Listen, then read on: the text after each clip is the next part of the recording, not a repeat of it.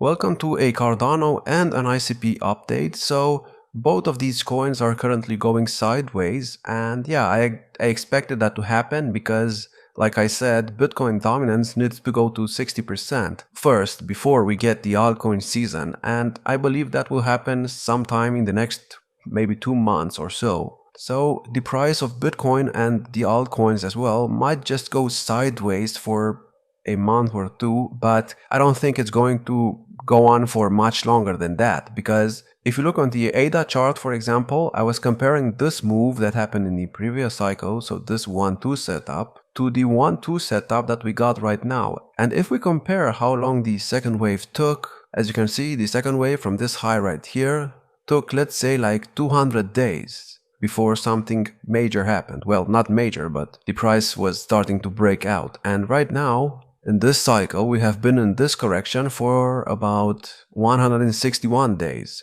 which really makes me wonder if we will just copy what happened over here. And if we do that, I think we'll put in another lower low in the second wave right here, which would not be bearish, but it would invalidate some short-term structure that I have on the chart. So for example, this 1-2 setup would get invalidated, which would not be a big deal, but you know, this would mean that we would have to restart the move, and we would also break below this trend line, which, you know, it would not be great, but I think that's probably what's going to happen.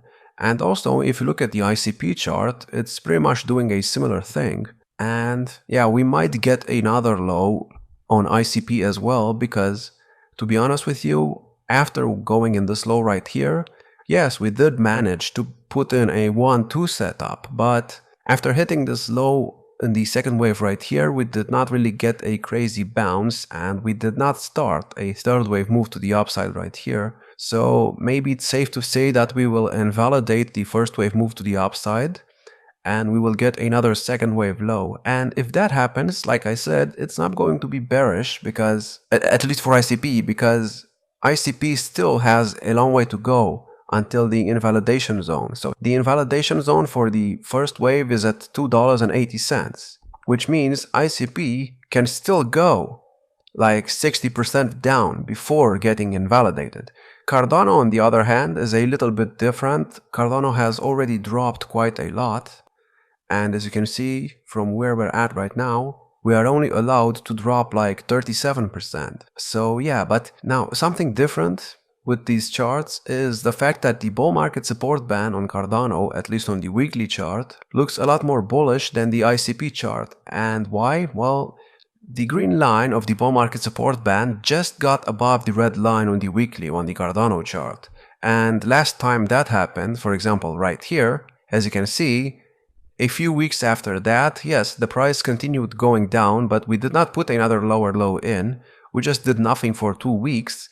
And then after that, the price started going up, and it went above the bull market support band. And I mean, right now we are also below the bull market support band, and we had a similar cross right here, which really makes me wonder if we will just go above the bull market support band in the next few weeks and then stay above it for a few months for the altcoin season. Now, we do not have to stay above it. So for example, here, after we finished the second wave move down, we were trying to go in a third wave move to the upside, and that move failed because of the pandemic.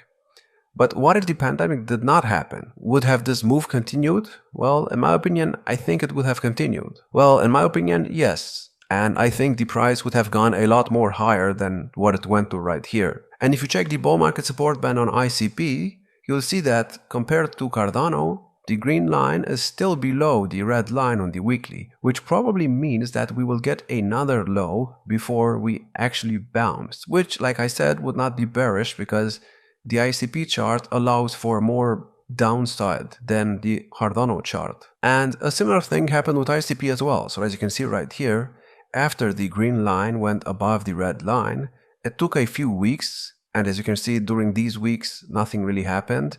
And then after that, ICP broke above the bull market support band, and it pretty much stayed above it until we had another cross right here. And after we got the cross right here, the price started going down in a second wave move. And just so you remember, support levels are currently being respected on both charts. I mean, Cardano is still below the 0.786 level. No, actually, it's currently trying to get back above it, but you know, we closed below it multiple times, which is not really a bearish thing, because if you look at what happened in the previous cycle, here we also closed below the 0.786 extension, and we actually closed below it for about 6 months, so you know. But you also have to keep in mind that in this cycle right here, the price was a lot lower, so of course the price action would look something like this. Now, just to remind you, both Cardano and ICP are currently in a second wave move down, like I mentioned, and I think we'll go in the third wave very soon. And when will that happen? Well, I think that will happen when the altcoin season starts.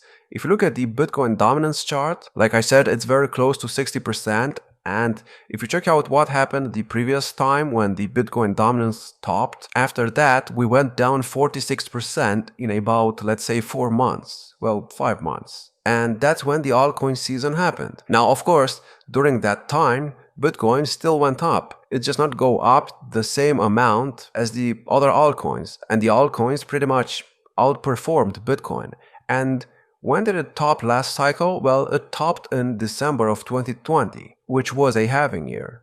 And right now we are also in a halving year, which really makes me wonder if we will actually top this year as well on the dominance chart, and then we'll get an altcoin season by the end of the year, which will continue in 2021 as well. I mean, if we do that, it's going to be very similar to what we did right here, and maybe even right here as well. Because as you can see, I mean, this was not a halving year right here, but you know, this was 2017 and 2018, and this is when Bitcoin was putting in all-time highs. And even though it was putting in all-time highs, the Bitcoin dominance chart was going down because of the altcoins. And as you can see, I mean, each cycle puts in a lower low on the Bitcoin dominance chart, which really makes me wonder if next cycle will look something like this, you know? And I mean, maybe, just maybe, Bitcoin dominance will start dropping more and more each cycle. Now, that does not have to happen. We could always get a breakout, but you know, it's something that we can think about at least. Now, of course, we do not have to go to 60%. 60% is a good target because that's the 618 level, but we do not have to go there. We could theoretically start dropping from here, but it would not look the best, to be honest with you. And I think it would be best if Bitcoin got to that level and got to the overbought territory on the RSI before we dropped. I think that would be the best case scenario right now. And do not forget, August and September are not going to be the most bullish months because, as I mentioned in my previous videos, Bitcoin does not really do a lot in August or September. And it usually just goes sideways, or it puts in another lower low, or it just goes down like 5% in a month, which means Bitcoin might continue going down or maybe sideways for another month before something actually happens. And do not forget, the bull market support band, the green line of the bull market support band, is still below the red line on the Bitcoin chart. So, you know, maybe this means that we will go to the 44K level. But I do not want that to happen because I think that will invalidate the first wave move of the upside, at least on the ADA chart. And it's pretty much going to look something like this right here. And I don't really want to see that happen because this right here was a pandemic. So, you know, if we do repeat that move, it's going to be kind of weird because this was not really expected to happen. So we'll see what happens. ICP, on the other hand, if Bitcoin goes to like 44K, I think ICP is going to be alright. Maybe it will get close to the invalidation zone, but I don't think it will get invalidated. And unless something major happens right now, I still think ICP has a lot of potential to go in the third wave move to the upside in the next 3 months or so. Probably less than that, to be honest with you. It all depends, like I said, on when the Bitcoin dominance chart actually tops. Also, let me give you my price predictions again. So Cardano in this cycle should get to at least the 1.618 level at $5.30, and it could theoretically get to the 2.618 and touch the $8.50 level. And ICP, I mean, this is pretty much speculation until we get the third wave and until we top in the third wave. But let's say the third wave tops at like the 0.618 extension. If it tops there, then we'll get a fourth wave somewhere around here.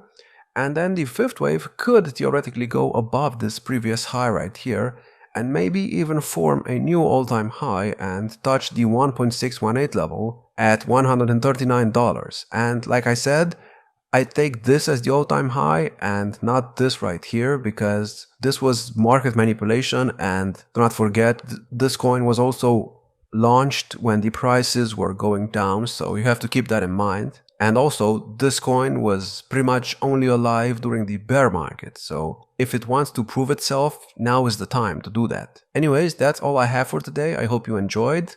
Check out our YouTube memberships and Patreon, and thank you for 1000 subscribers. We really appreciate that. And if you enjoyed this video, like, subscribe, and I will see you in the next one.